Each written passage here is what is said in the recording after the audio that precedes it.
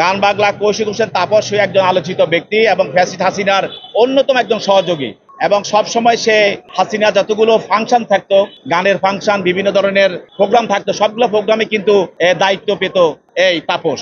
আজকে তার বিরুদ্ধে একটি মামলায় তদন্তকারী কর্মকর্তা গুলশান থানা একটি হত্যা প্রচেষ্টা মামলায় তাকে গ্রেপ্তার দেখার জন্য আবেদন করেন। এই মামলার বিষয়টা খুবই হৃদয়বিদারক।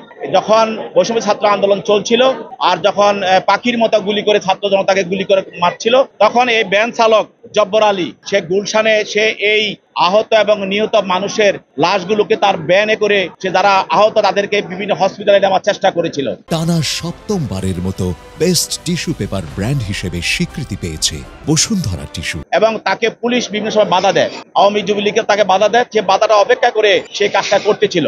এক পর্যায়ে সে যখন তাদের কথা শুনছিল না, তখন তাকে গুলি করে। ভাগ্যবশত সে তার গুলিটা তার পায়ে লাগে, সে আহত হয়। তারপরে সে আর্মি হসপিটালে গিয়েছিল, সে সেখানে চিকিৎসা পায় নাই। তারপরে সেখান থেকে সে অন্য একটি বেসরকারি হসপিটালে গিয়ে সে চিকিৎসা নেয়। তো সেখানে নিয়ে সে অনেকদিন যাবৎ চিকিৎসা ছিল। এরপরে এসে সে এই মামলাটা করে।